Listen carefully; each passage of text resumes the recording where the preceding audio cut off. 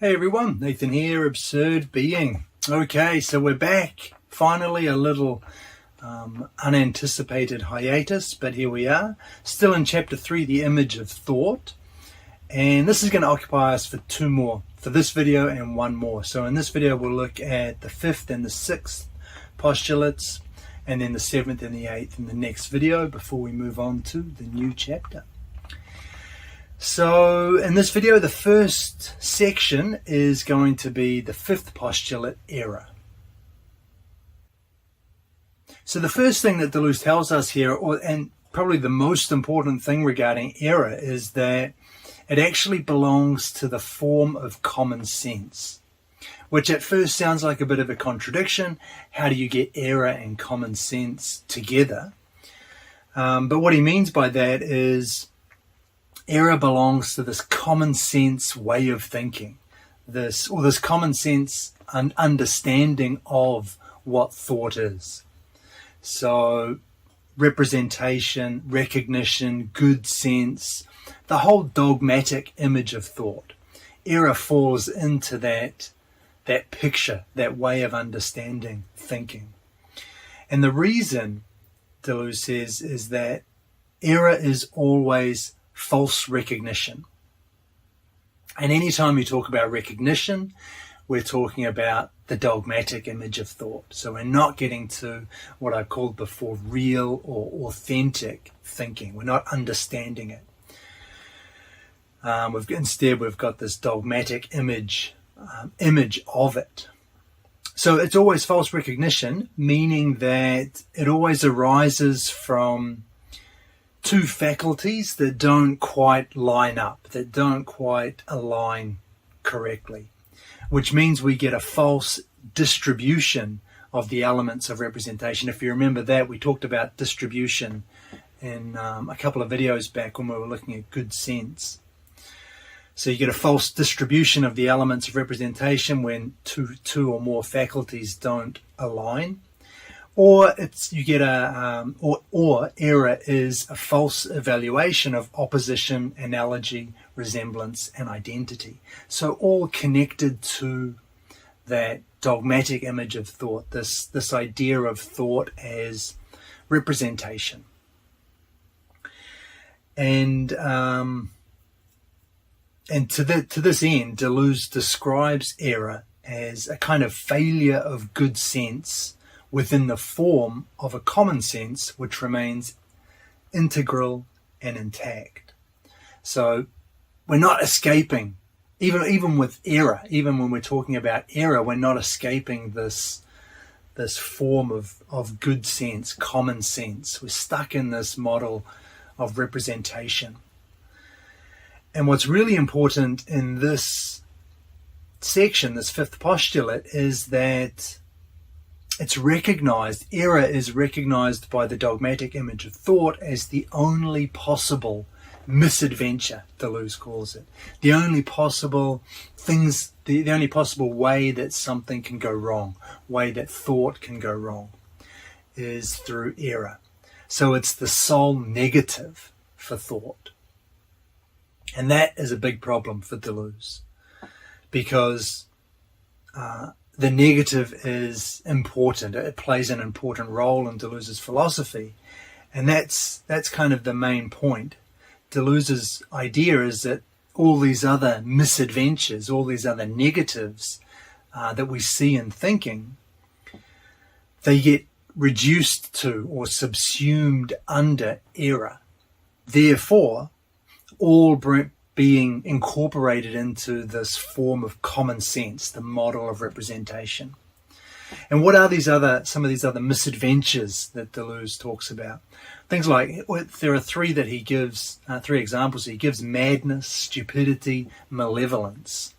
Those are three different misadventures, negatives that we see in thinking, but which, when subsumed under error, end up kind of being overlooked, being ignored, because they get swept up into this model of representation, good sense, common sense, where everything kind of plays out harmoniously.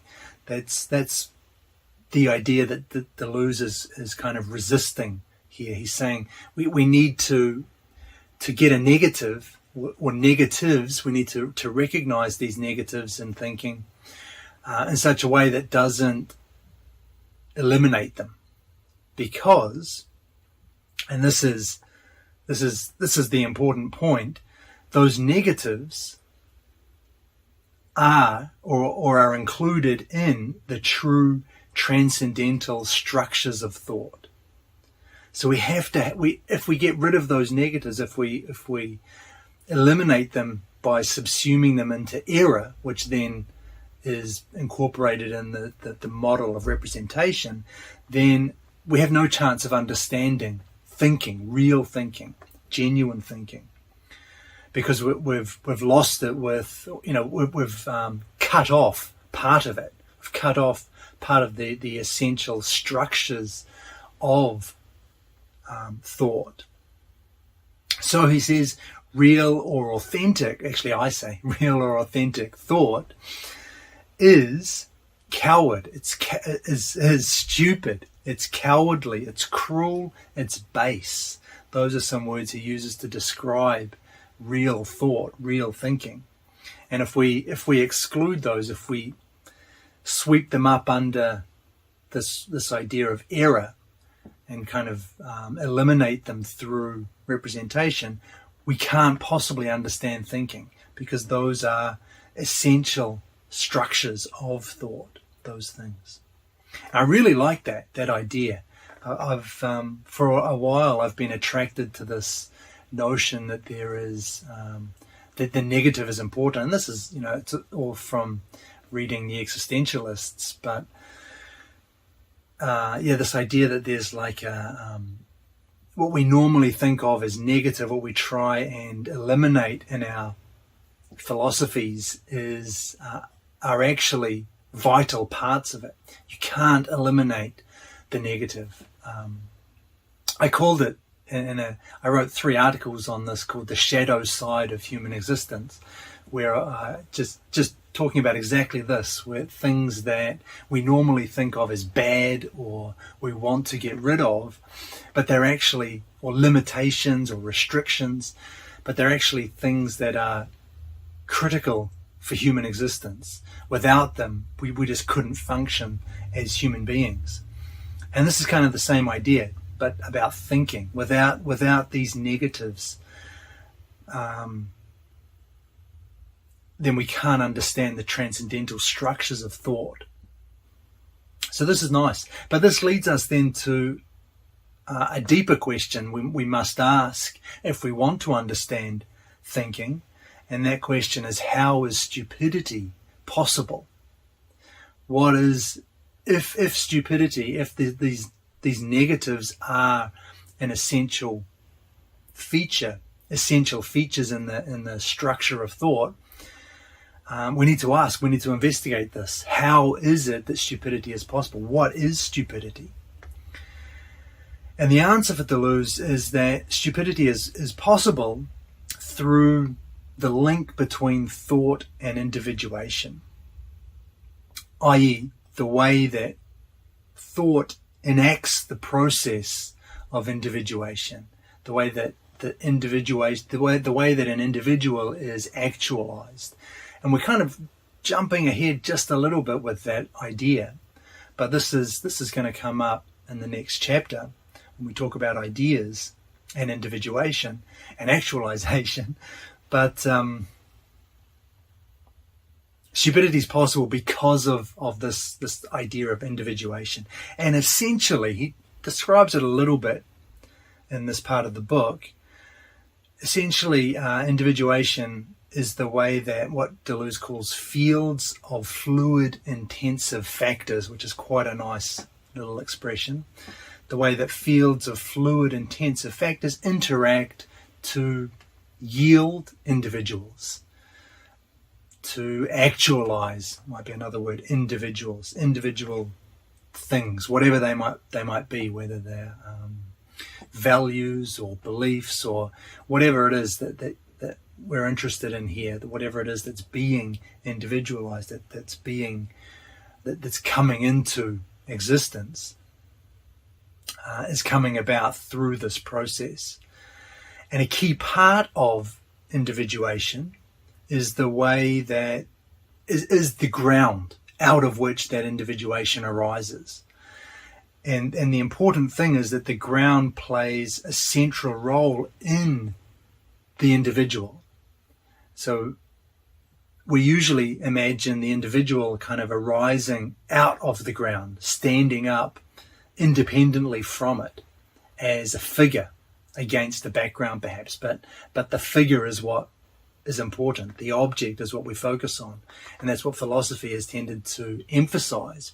But what Deleuze is saying here is that act of individuation in which the individual comes to be isn't or doesn't distinguish it completely from the ground out of which it came. The ground is an essential part of that individual.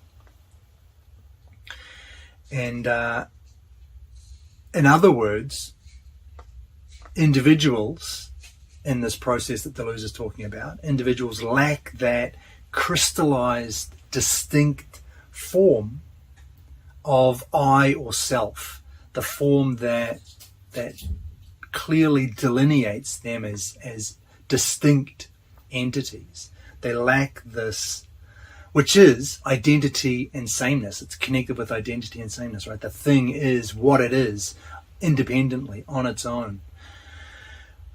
It's the same as itself, or identical to itself, I should say. And it's precisely this lack of form, this lack of that crystallized, distinct form, making the thing what it is, that Deleuze is talking about when he uses the word stupidity. So I'll give you a quote. Stupidity is neither the ground nor the individual, but rather this relation in which individuation brings the ground to the surface without being able to give it form. All determinations become bad and cruel when they are grasped only by a thought which invents them and contemplates them, flayed and separated from their living form, adrift upon this barren ground. So the inability to bestow, if you like, bestow form on this and on whatever it is that's being individuated is stupidity. The form is, there is no form. It lacks that form. It's kind of it's not disentangled from the ground out of which it came. So there's no, without that clear, crystallized, distinct form. You can see what Deleuze is getting at with that by calling that stupidity, because there is no, it lacks this, clear-cut distinction that the intellect requires, that makes ideas clear and crystal and fully understood by us. The reality is messier than that. That's the idea. So that inability of thought to bestow form is stupidity, and it's an essential structure of thought. It's what it is for thinking, for genuine thinking, real thinking, to individuate anything. And that's why we can't ignore it. We can't leave it out, and we definitely can't subsume it under error, which subsumes it under this this model of representation, which is all about harmony and good sense and common sense and all of that. All of the things we've talked about in the rest of this chapter, earlier in the chapter. So he closes this little section on error by talking about examples of problems that teachers find typically in students' homework. Things like, he says, nonsensical sentences, remarks without interest or importance, banalities mistaken for profundities, ordinary points confused with singular points, badly posed or distorted problems, etc. i.e., not errors. They are problems that have their source in this idea of individuation, how ideas the connection between thought and individuation. That what it is to think. They have their source in thinking, real thinking itself. They're not correct. They're not what they're not to be praised. We don't want to retain these kinds of things. We don't want to retain nonsensical sentences or remarks without interest or importance. But they're not errors. They're not errors. They come about because of the way that thought and individuation are connected, because of that process of individuation, which cannot give form to individuals, which cannot clearly and distinctly separate the form, the figure, whatever it is that's being individuated, from the background, from the ground out of which it comes. And so these problems, they give us an insight into the transcendental structures of thought. And this talk of nonsensical sentences and remarks without interest or importance, these problems, this kind of segues into the sixth postulate, where we are going to talk about sense. And the sixth postulate is proposition. Okay, so there are two elements to propositions, Deleuze says. The first is the expression, and this is the dimension of sense in a proposition. It's the idea which a proposition expresses.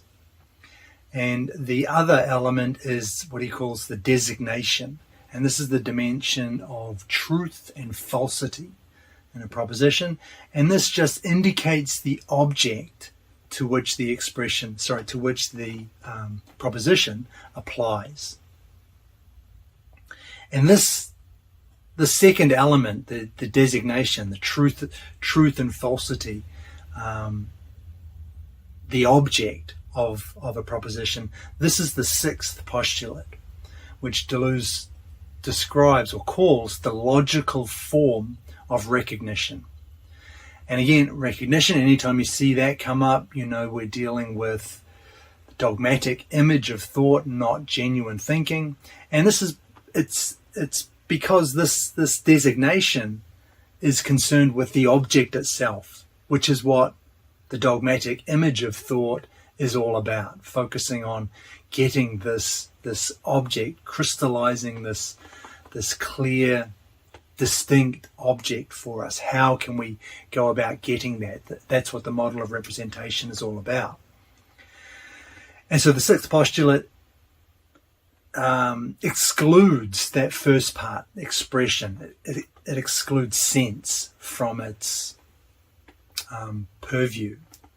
So according to this sixth postulate, which concerns itself with the object, truth and falsity are unaffected by the condition, the sense, the expression, or rather, even maybe more correctly, more aptly, sense is subsumed into truth. The expression, that first element of propositions, is subsumed into the designation, the truth and falsity, the object. So sense is lost. It loses, becomes indifferent, Deleuze says, with respect to, or in favor of, truth and falsity. Our concern with the object itself rather than the sense that the proposition carries. So the idea then would be that if sense is being subsumed into truth, if a thing is true, if we deem a proposition to be true, then we deem it to have sense as well. So sense no longer carries any meaning.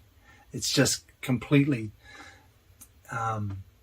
secondary to truth and falsity. If something's false, then it's nonsense. If something's true, then it has sense. But, Deleuze says, sense applies equally to truth and falsehood. So if we actually think about this, both truth and falsehoods they both have sense. They both contain sense. And so if you think about it, a proposition like the sky is blue. It's true, and the proposition makes sense. But if I say the sky is green, that proposition is false, but it also makes sense. The proposition itself, there's nothing nonsensical about it. I haven't said anything contradictory. I haven't said anything that internally contradictory. I haven't said anything that contains terms that are meaningless. The proposition itself, the sky is green, makes sense. It's just false. So Deleuze's point here is that when you separate sense and truth and falsity, or when you subsume sense into truth and falsity, you've gone astray, because sense applies to both the true and the false. So the main idea for Deleuze here is that truth and falsity do not concern a simple designation rendered possible by a sense which remains indifferent to it. The relation between a proposition and what it designates must be established within sense itself. The nature of ideal sense is to point beyond itself towards the object designated. Every time a proposition is replaced in the context of living thought, it is apparent that it has exactly the truth it deserves according to its sense, and the falsity appropriate to the nonsense that it implies. So the idea with this is that you can't separate designation and expression, those two elements of a proposition. You can't separate the truth and the falsity as applied to the object from the sense, from the idea that's being expressed.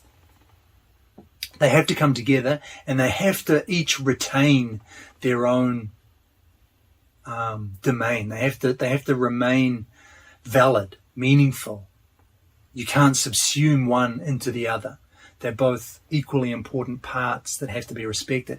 Whereas what we saw earlier is that under the sixth postulate, sense disappears. Sense becomes indifferent, becomes meaningless. It's just swept up under truth and falsity, and those are the only criteria that matter when we're talking about propositions. So propositions, if a proposition's true, then we say it has sense.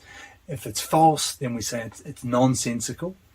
But that completely, there's no point in even talking about sense at that point, because it's just become an empty reflection of the object, the truth or the falsehood of the object, of what the object that the proposition is referring to.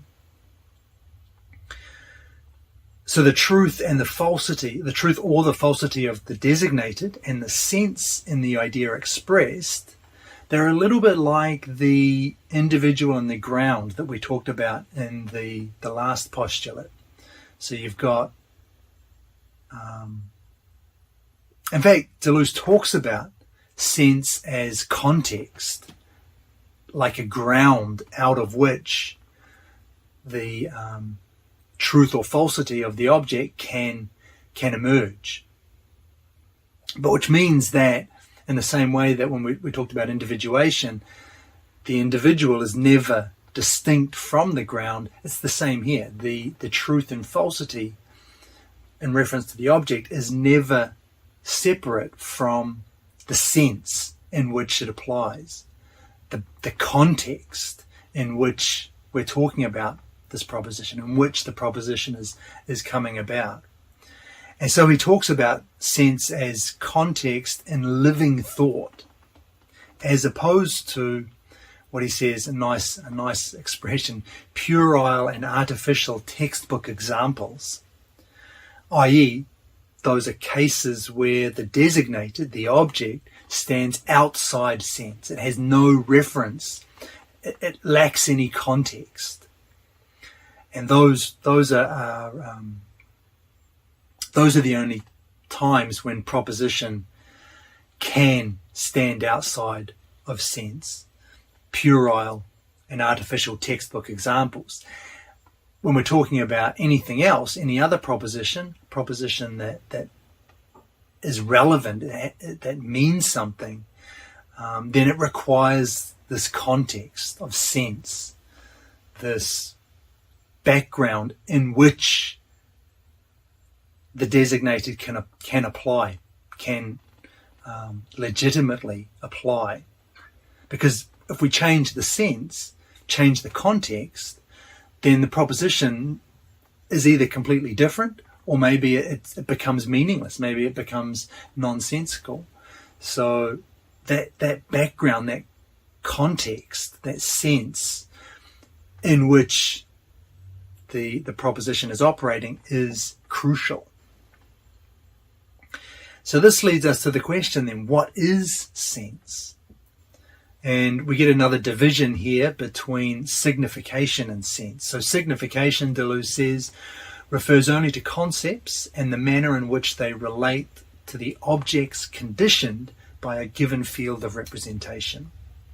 So signification is kind of an abstract approach. It refers only to concepts and the objects that they refer to. Whereas sense is like the idea which is developed in the sub-representative determinations. That's how Deleuze describes that. So what does that mean? Well, first of all, sense it's not good sense. We're not talking about good sense or common sense. It lacks, obviously, good sense and common sense are things we associate, or Deleuze associates, with the dogmatic image of thought. So it's not those. It's not good sense or common sense. It's that which allows representation to condition objects in the first place. It's that which, from which the concepts emerge in the first place. So signification comes along afterwards then, with these concepts and what they refer to, the objects that it refers to, the objects that are conditioned by it according to representation. But prior to that is this idea of sense, which is the pure difference in itself, that is prior to the cogito, prior to the intellect. The intellect, the dogmatic image of thought, which understands the world through good sense, common sense, representation, all of those kinds of things, recognition.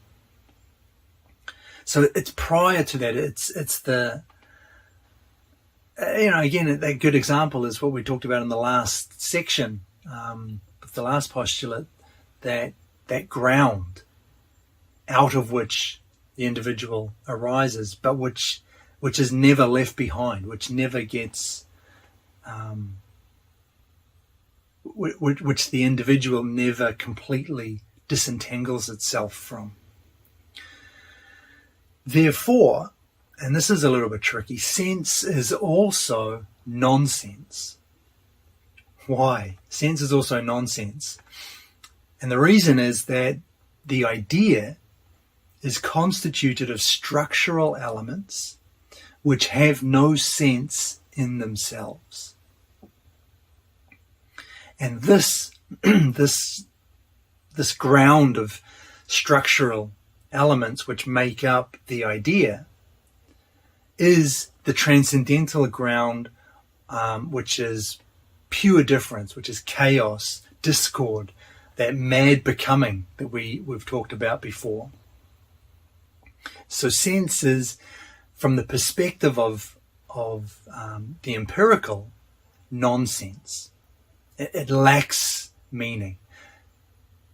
In order for this discordant, disharmonious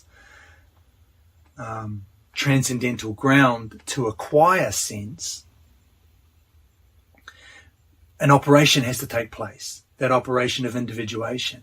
But prior to that, it's just a mad becoming. It's disorder. It's chaos. It's nonsense.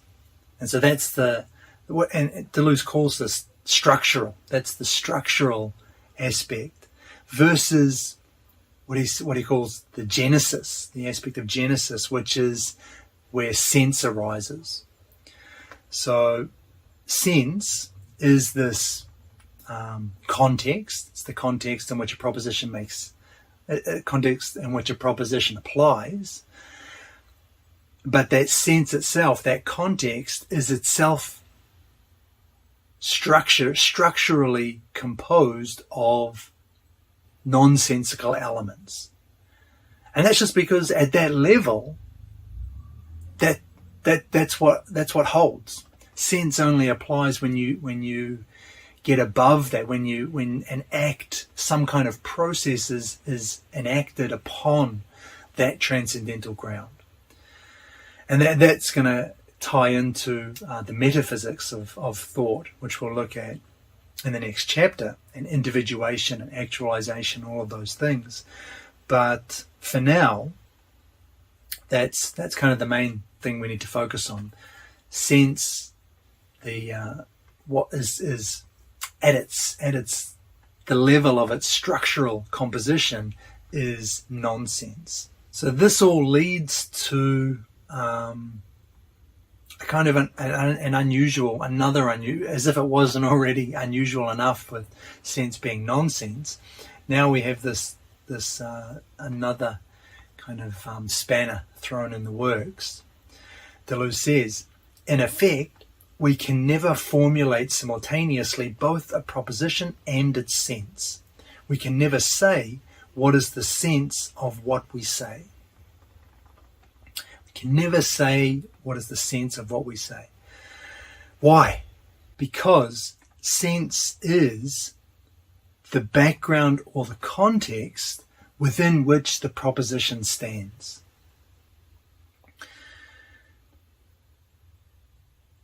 So basically the idea is if we're going to address or focus on or talk about a proposition, by necessity, Deleuze is saying, we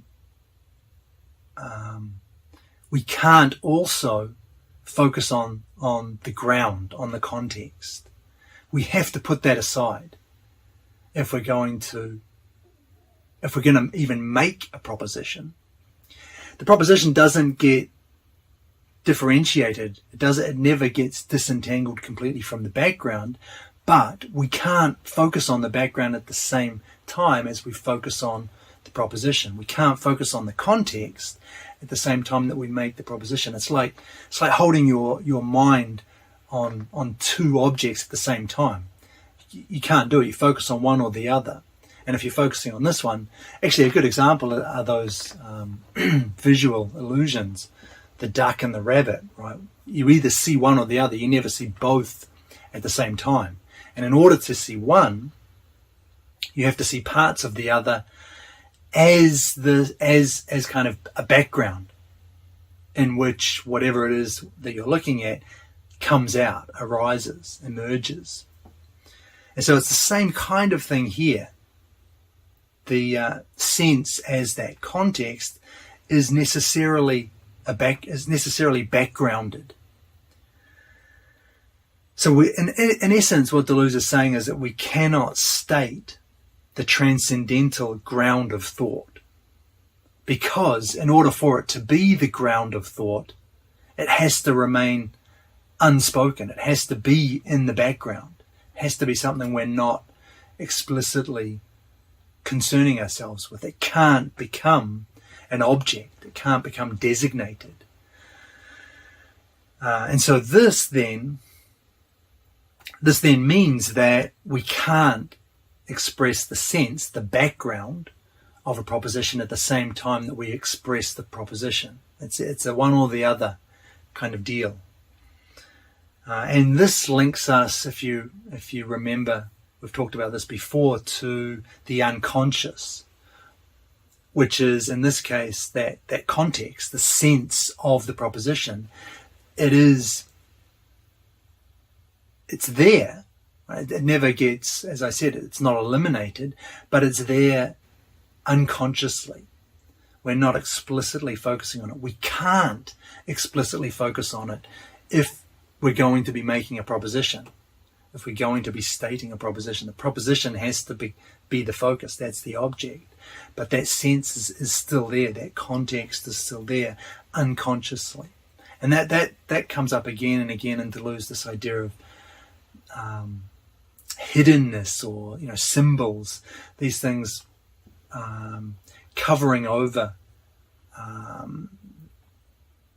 this kind of a superficial layer covering over something more intrinsic, something more important that's going on behind the scenes, and that we often, because it's not explicit, because it's not an immediate object of our attention, it gets missed, it gets ignored. And that's what this whole thing's about, looking to uncover the roots of genuine thinking, real thought, as opposed to this dogmatic image which has been erected in its place. And he goes on to say that the only words that can express, that we can say, the only words we can say which also express the sense of what those words are nonsense words. Things like, his examples are kind of interesting: abraxas, snark, blituri, words that don't mean anything, and they can express the sense of what they say because both the expression and the designation coincide in nonsense. They are just nonsense through and through. So there is no deeper hidden background, because the background is the same as the proposition. The context is the same as the proposition. It's all nonsense. But with an actual proposition that means something, the sense is different from its structural elements, which are nonsense, which come back to that discord, disharmony, as opposed to the sense, which is, as a context, is ordered, is structured, has some kind of sense to it, as opposed to just a mad becoming. So it's that difference between sense and nonsense, as in the genesis of the individual and the structure of the proposition, that means that we can never say what is the sense of what we say. Furthermore, in the same way that we saw stupidity as a structural feature of real thinking, so nonsense is a structural feature of sense. Deleuze calls this the highest finality of sense. But despite the fact that we can never say what is the sense of what we say, because it's always the backgrounded origin from which that sense arises, the nonsense from which the sense arises. Even though we can't express the sense of what we say, we can at least take the sense of a proposition, the expressed, as the designated of another proposition.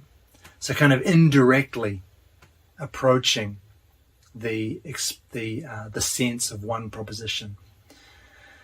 Although, of course, we can't, at the same time, we still can't express the sense of that new proposition without another proposition behind that, which takes that second proposition as it's designated. So you get this infinite regress, which never, there's no end to it. So it's not really a full solution, but it's kind of a partial workaround, I guess you could say. And this, interestingly, though, means that philosophy can't find a beginning in a first proposition of consciousness. Why? Because since the sense of a proposition, which is at its heart nonsense, cannot be said, it is unconscious, not conscious. Every proposition of consciousness implies an unconscious of pure thought, which constitutes the sphere of sense in which there is infinite regress. So the unconscious, again, we talked about this before, the unconscious is the nonsense and the structural elements of the idea. And this all leads to two paradoxes in propositions. The first is a redoubling, which Deleuze calls proliferation. And this is basically where that which is expressed by one name is designated by another, which is therefore a doubling of the first, hence the redoubling. And the proliferation, this is that workaround that we talked about before, where the sense of one proposition can be expressed as the designated of another proposition, and that has to be expressed, the sense of this proposition has to be expressed as the designated of another proposition, and so on and so forth. So that's the idea of the redoubling. It never gets to an end, and that leads to, hence, our infinite regress. And this can be avoided, but only through the second paradox, which Deleuze just calls a doubling. And here, the proposition is suspended, he says. The proposition is suspended in order to extract the ideal content from it. And that ideal content is the double. But it's been taken out of, or extracted from the proposition itself. Hence the way what Deleuze talks about, suspending the proposition in order to kind of get out of it this double, which is the ideal content. Kind of hard to understand what he means by that, but the example, I think, does shed a little bit of light on it. But there are two things before I give you the example. When you do this, when you get this doubling, the double is distinguished from the object of the proposition because it doesn't exist outside the proposition. The double only exists within the proposition, doesn't have any kind of concrete, real existence. So it's distinguished from the object. And it's also distinguished, and this is the paradox, it's also distinguished from the proposition itself because it seems to apply directly to the object. So it's distinguished from both the object and the proposition, which gives it this kind of strange sense of, and Deleuze will call it quasi-being. So the example then is if we have the proposition, the sky is blue, where in which the object then is the sky, and the double, Deleuze says, is the being blue of the sky. So that's the idea that this proposition is expressing, the fact of the sky being blue. So the sentiment expressed in the proposition doesn't exist in the object itself. The fact, the being blue of the sky is not in the sky itself because it's in the proposition, right? So it's distinguished from the object. But what does the expression refer to if not the actual object, the sky itself? So in that sense, it's also distinguished from the proposition, distinguished from both the object and the proposition. Hence, Deleuze says it possesses quasi-being. And the problem with this, obviously it's paradox, but the problem is that sense defined like this as a double, as that ideal content, is, in Deleuze's words, a vapor. So it's the outcome of logic, but it's a sterile, incorporeal deprived of its generative power. It lacks any kind of substance. It lacks any kind of vitality to it. It just seems like, an abstract claim with no kind of real applicability, that doesn't actually tell us anything about anything. It's just this vapor. That's the best way to describe it. And this will lead us to the seventh postulate, the interrogative, but that is coming in the next video, which means we must be up for a summary. So the first thing we looked at today was the fifth postulate, error, and this belongs to the form of common sense. Despite the fact that we usually think of error and common sense as opposites, error is a part of this whole dogmatic image of thought. But we also talked about other misadventures, Deleuze called them, of thought,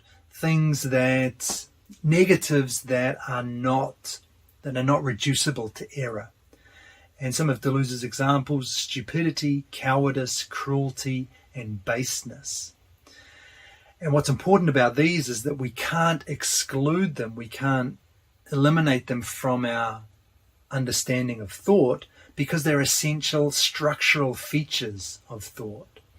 They're negatives that are a part of thinking, a part of thought. And so we focused on stupidity, which turned out to be the inability of individuation to provide form, the inability to separate the individual, which is actualized, from the ground out of which it was actualized. So the ground is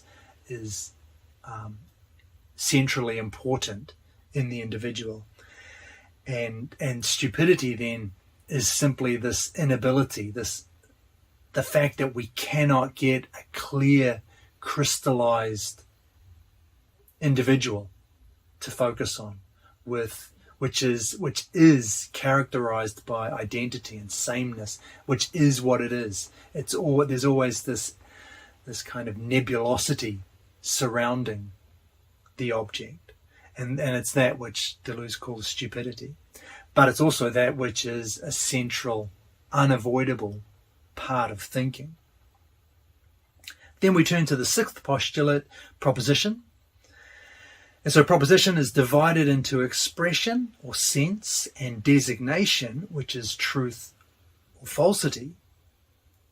And the idea with this was that both of these are essential parts of a proposition, parts of thinking. The sixth postulate, however, concerns itself only with designation, i.e. only with truth and falsity of the claim as it applies to an object. And that was the problem. So we looked at sense in more detail, and this is essentially the idea that the proposition expresses. And this was the sub-representative determinations that make up the idea, i.e. the transcendental ground of thought, of the proposition, that make the proposition work, that background context in which any proposition must stand, and with which any proposition must stand. And then we looked at the way that sense structurally is nonsense. So from the empirical perspective, the elements out of which sense is constituted are nonsense. It's that disorder, it's that chaos, difference in itself that marks the transcendental ground of thinking, of sense. And this had the unexpected consequence that we cannot express the sense of what we say. The sense is always, as a background, as comprised of this transcendental ground of nonsense, it's always hidden. It's always And this leads us to the next point, unconscious. So every proposition of consciousness implies an unconscious. So you can never get to, philosophy can never have a first proposition, which is consciousness. It can never be grounded in consciousness, because there is this background context in sense itself, which is unconscious necessarily, which is nonsense. And then we closed with two paradoxes of propositions, the redoubling and doubling. And the redoubling was essentially capturing the expression of one proposition and the designation of another proposition. That was the workaround that we talked about. And the doubling involved suspending the proposition to extract an ideal content, the ideal content being the double. And the problem with this is that sense, in the sense, becomes a vapor. It loses any kind of reality, any kind of vitality that it might have had. It becomes almost this abstract logical consequence that, or outcome of a logical process, but that doesn't really do anything. It lacks the capacity to have any kind of impact in any way. And that is where I'm going to wrap up today. So the fifth and the sixth postulates. In the next video, we'll look at the seventh and the eighth, and that, like I said, is going to wrap up this chapter. So hopefully that helped a little bit. Hopefully that shed some light on something. I always say that, don't I? Anyway, thanks for watching, and I'll catch you in the next video.